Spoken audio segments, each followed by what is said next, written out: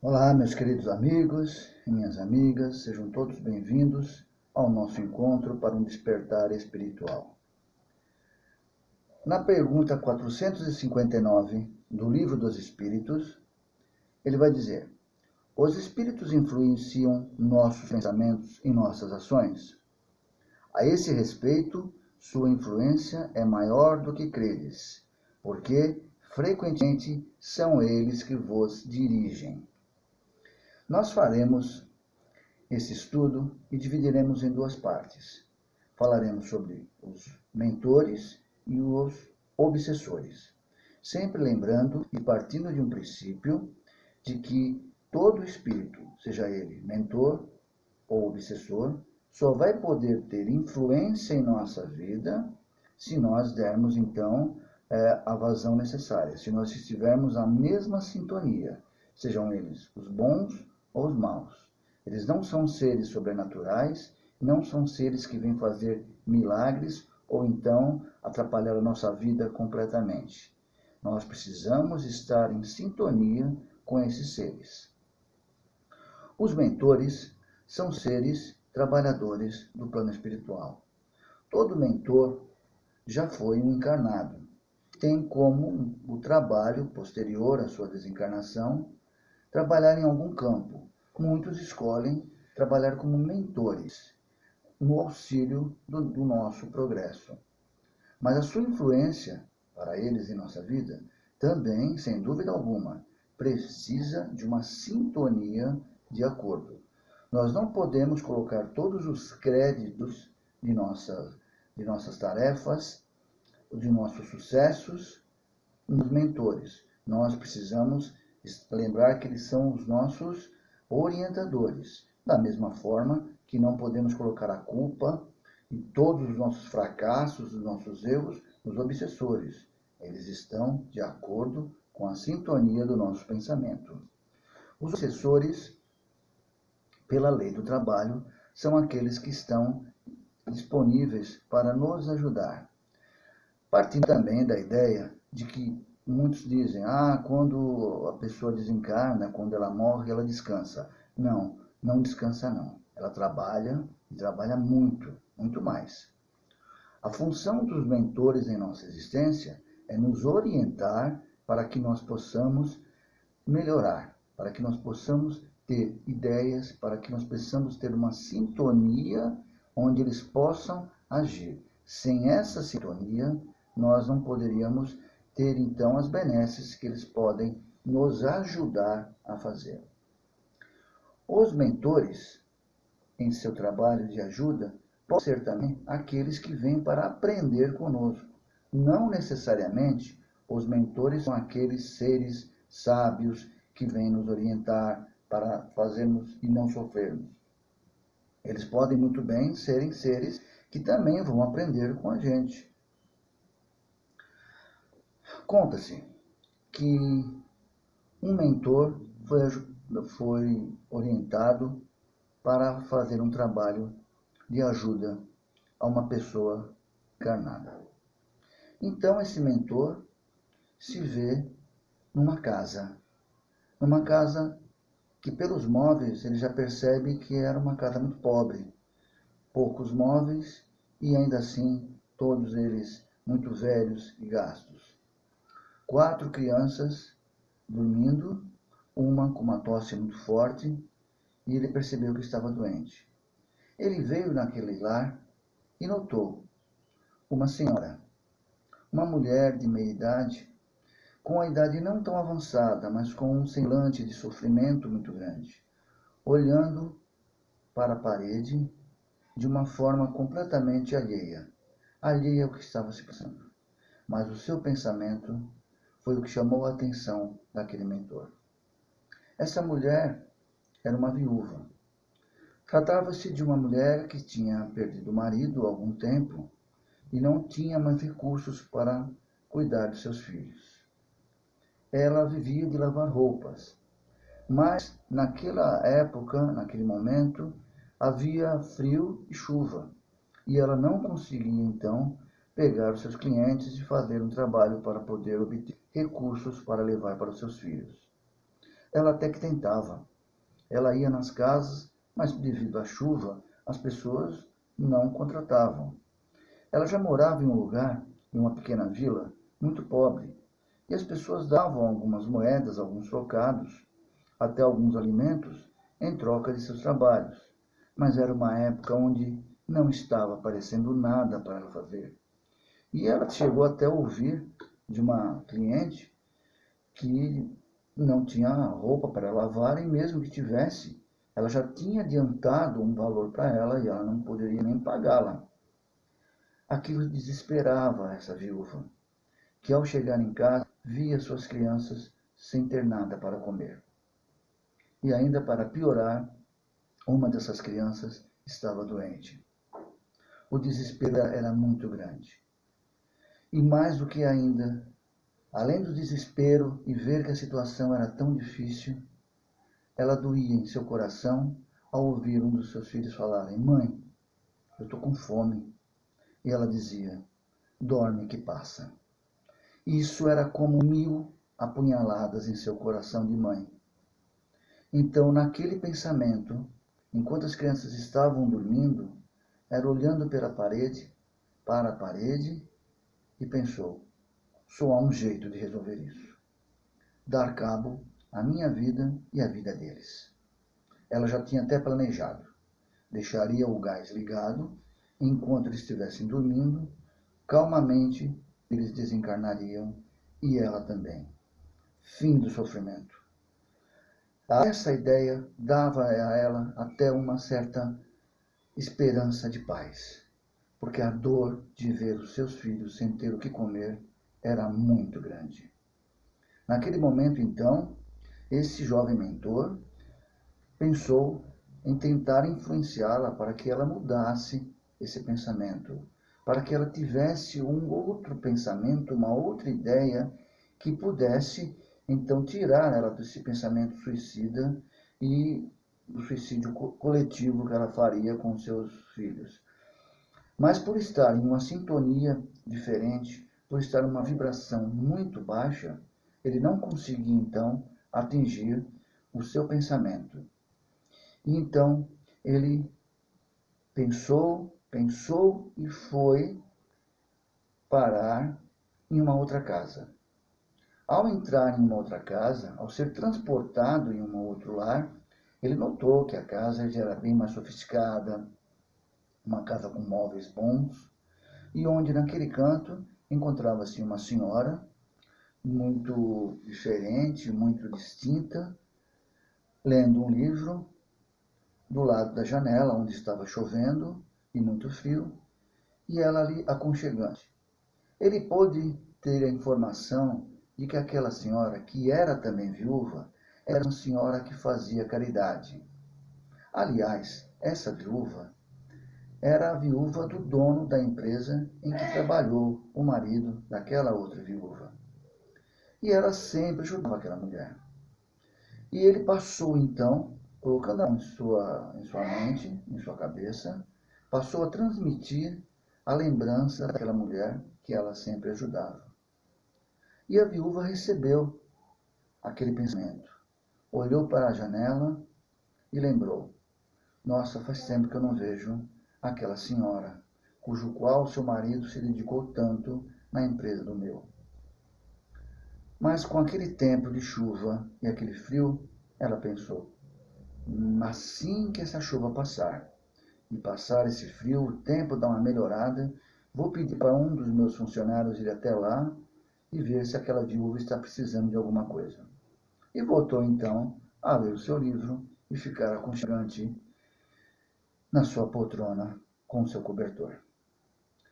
O jovem mentor se sentiu então impotente, se sentiu então desesperado, porque embora ele tenha passado a imagem daquela viúva necessitada, ela não captou o que ela tinha que fazer.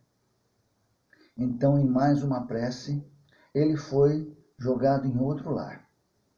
Desta vez, dentro de um lar onde ele recebe a informação de quem morava ali era um dirigente espírita, alguém que tinha contato com os mais necessitados, alguém que sempre fazia um trabalho de caridade àqueles que precisavam. Agora ele ia dar certo. Afinal de contas, era já um ser preparado para isso. E ele está ali justamente na hora do jantar, onde estava esse dirigente espírita e toda a sua família. E ele coloca então a sua adresta sobre a mente sobre a cabeça desse dirigente e passa então a informação dessa viúva que estava precisando de alimentos. Em poucos segundos, esse serviçal de Jesus recebe então a imagem e a lembrança dessa viúva necessitada.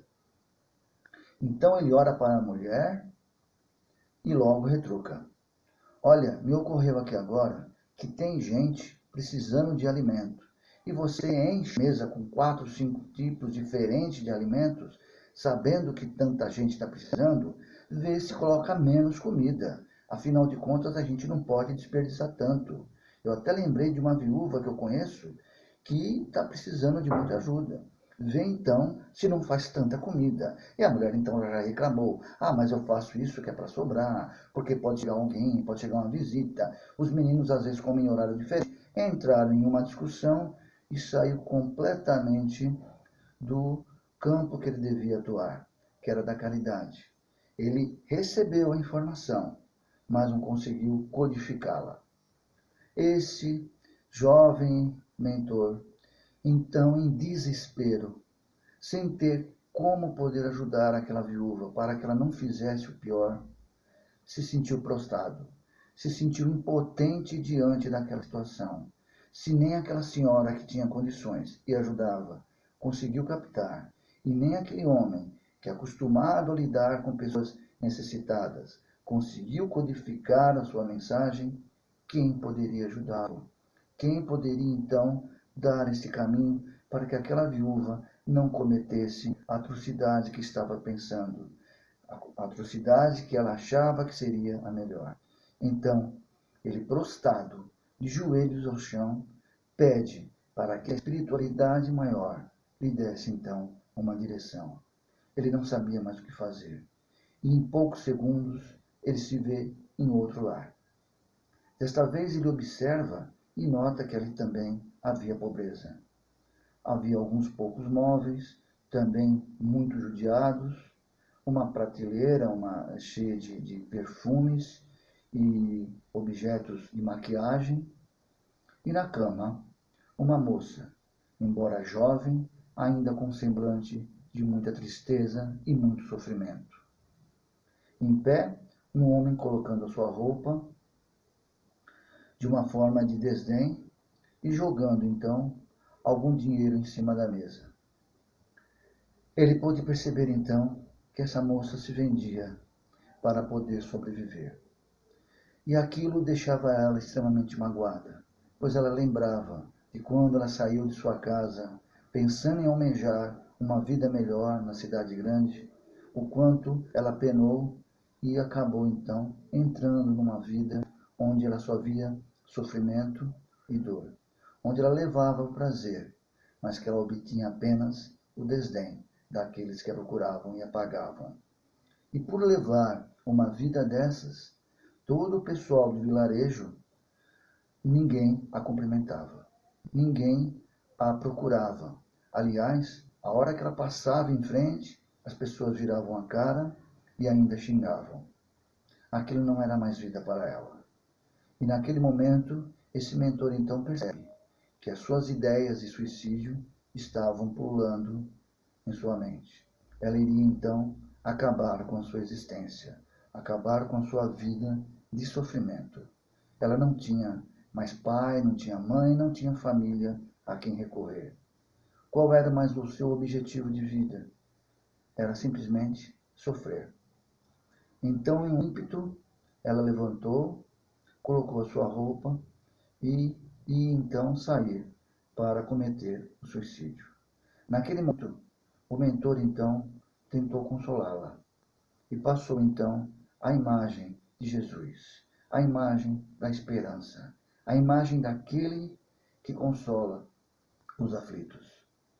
E ao sair então de sua casa, Levando o dinheiro que ela havia arrecadado durante a semana, ela imaginou: eu irei então tirar a minha vida. Mas antes, levarei esse dinheiro àquela viúva que eu lembrei agora. Ela está precisando muito e ao menos esse dinheiro, ganhado de uma forma escusa, será então bem usado. Ela então, antes de cometer a própria morte, ela procura então essa viúva batendo a porta. E lembrando até que essa viúva era a única em todo o vilarejo que a cumprimentava e a tratava com respeito e dignidade. Ela então bate a porta e essa viúva, que já estava se preparando para ligar o gás e tirar a sua vida e a vida dos seus filhos, vai atender a porta. Abre a porta um pouquinho e olha aquela moça, que diz: minha querida, eu vou fazer uma viagem. Então, venho aqui deixar esse dinheiro para você, que eu tenho certeza que será muito mais bem empregado do que eu poderia usá-lo. A viúva, então, aceita aquele dinheiro e beija suas mãos. E pergunta: filha, pelo que me consta, você não tem parentes. Aonde é essa viagem que você vai? E ela então abraça a viúva e diz: é uma viagem sem volta. Irei para não voltar mais, pois a vida que eu levo é uma vida de dor e de sofrimento. Essa viúva então, agradecida, recebe aquele dinheiro, a abraça e lhe diz: minha filha, a partir de agora você terá então uma família. Seja bem-vinda. Venha conhecer os seus novos irmãos e eu te tratarei como uma filha. Hoje você salvou a vida de uma família inteira. Eu tenho que trazer a sua vida de volta. Então essa moça recebe aquele afago, recebe aquele acalanto, aquele afeto e é acolhida então por aquela que era a única que a respeitava. Então aquele mentor vê que o seu trabalho havia sido cumprido. Graças à espiritualidade que lhe deu o suporte, ele conseguiu, através da pessoa menos qualificada socialmente, ele conseguiu atingir o coração daquela pessoa tão necessitada quanto aquela viúva. Essa história, gente, nos traz até um nó na garganta, pois se trata de uma história muito triste, mas que nos leva então a entender que sempre há saída. Nos leva então a entender que nós precisamos entrar numa sintonia positiva se quisermos ter essa mesma sintonia de volta. Se quisermos ter então a ajuda daqueles que estão dispostos a nos ajudar. E sempre lembrando que tantos espíritos desencarnados, que chamamos de mentores, também os espíritos encarnados, a quem nós chamamos de amigos, a quem nós temos como nossos parentes, nossos irmãos, também só poderão influenciar a nossa vida, nos ajudar, se nós também estivermos numa sintonia favorável para isso. Que essa história e esse nosso encontro possa trazer essa reflexão da influência dos espíritos em nossa vida. No próximo, nós falaremos então sobre a influência dos mentores. Agradeço a todos por terem assistido até agora e que essa história possa trazer para nós uma reflexão profunda sobre o que nós devemos fazer para nos ajudar também. Muito obrigado e muita paz a todos.